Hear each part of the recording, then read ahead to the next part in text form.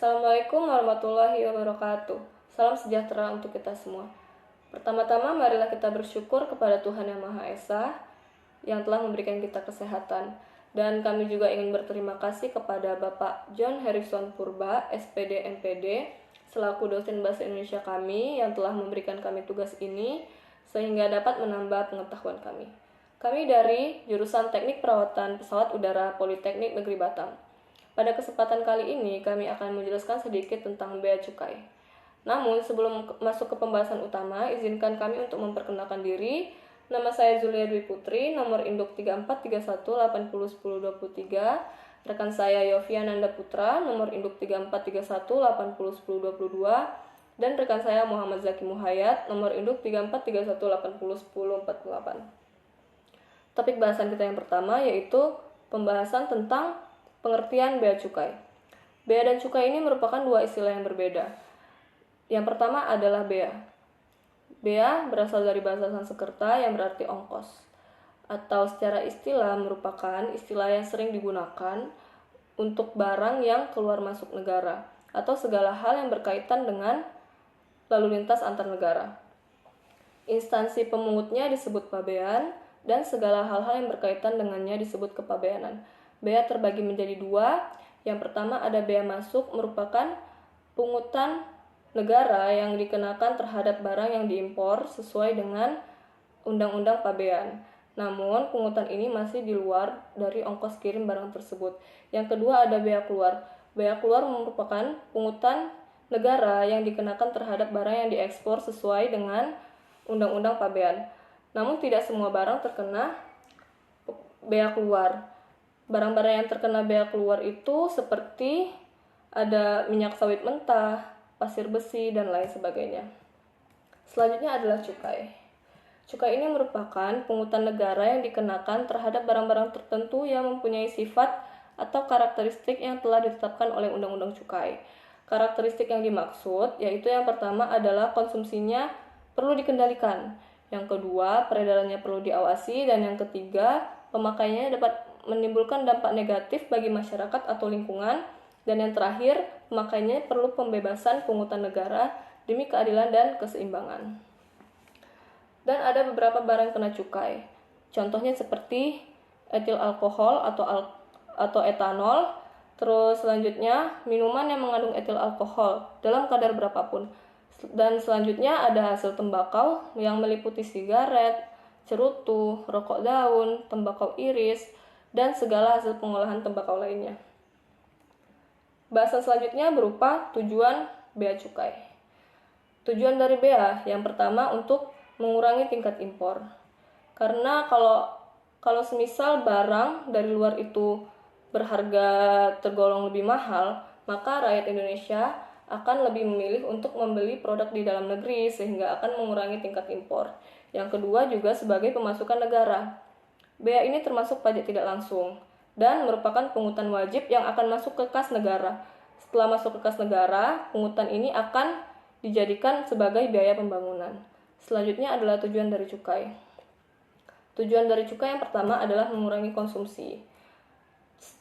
Pemberitaan mengenai pungutan cukai ini berbeda-beda setiap tahunnya. Seperti rokok dan minuman beralkohol, pajaknya pasti selalu lebih mahal.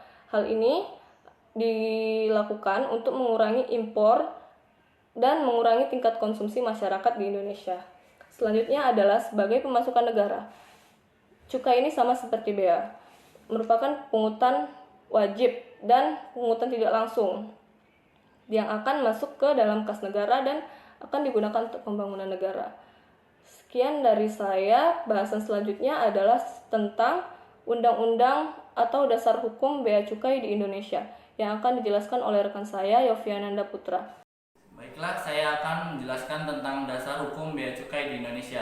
Adapun dasar hukum bea cukai di Indonesia yaitu UU Republik Indonesia, Undang-Undang Republik Indonesia Nomor 11 Tahun 1995 tentang cukai sebagaimana telah diubah dengan Undang-Undang Republik Indonesia Nomor 39 Tahun 2007 tentang perubahan atas Undang-Undang Republik Indonesia Nomor 11 Tahun 1905 tentang cukai. PMK, Peraturan Menteri Keuangan Nomor 62 PMK titik 011 2010 tentang tarif cukai etil alkohol, minuman yang mengandung etil alkohol dan konsentrat yang mengandung etil alkohol. Peraturan Menteri Keuangan nomor 181 PMK titik 011 2009 tentang tarif cukai hasil tembakau. Peraturan Menteri Keuangan nomor 99 PMK 011 tentang perubahan Peraturan Menteri Keuangan nomor 181 PMK titik 011 2009 tentang tarif cukai hasil tembakau.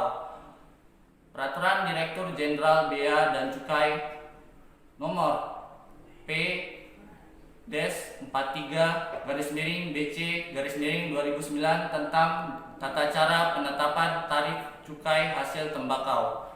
Peraturan Direktur Jenderal Bea dan Cukai nomor P-22-BC-2010 tentang tata cara pemungutan cukai etil alkohol, minuman mengandung etil alkohol dan konsentrat mengandung etil alkohol. Nama saya Muhammad Zaki Muhayyad dari kelas TPPU 2 Bravo.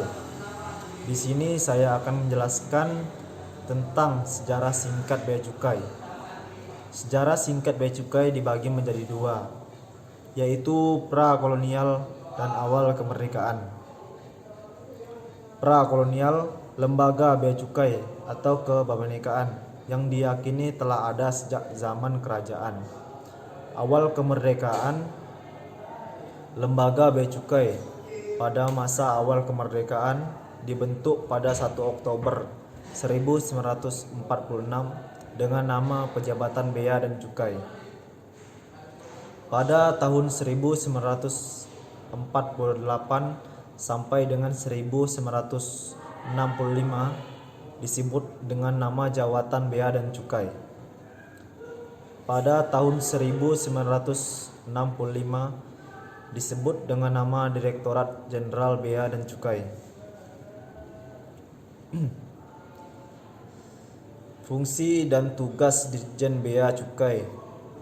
Tugasnya adalah menyusun perumusan dan pelaksanaan kebijakan yang menyangkut pengawasan, penegakan hukum, pelayanan, dan optimalisasi penerimaan negara di bidang kepabenekaan dan cukai. Fungsinya yang pertama merumuskan kebijakan dalam penegakan hukum, pelayanan, dan pengawasan, serta optimalisasi penerimaan negara bidang kepabenekaan dan cukai. Yang kedua, melakukan pengawasan, penegakan hukum, pelayanan, dan optimalisasi penerimaan negara bidang kepabenekaan dan cukai. Yang ketiga adalah menyusun norma, standar, prosedur, dan kriteria mengenai pengawasan, penegakan hukum, pelayanan, dan optimalisasi penerimaan negara di bidang kepabenekaan dan cukai. Yang keempat, memberikan bimbingan teknis dan supervisi mengenai pengawasan, penegakan hukum, pelayanan, dan optimalisasi penerimaan negara bidang kepabenekaan dan cukai.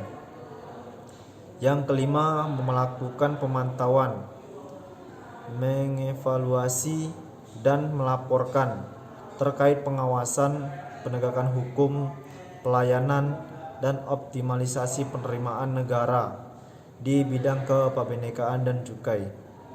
Yang keenam, pelaksanaan administrasi kepabenekaan. Yang ketujuh, pelaksanaan fungsi lain yang diberikan oleh Menteri Keuangan. Mungkin sekian penjelasan dari saya, kurang dan lebih mohon dimaafkan. Wabillahi taufiq wal hidayah. Wassalamualaikum warahmatullahi wabarakatuh.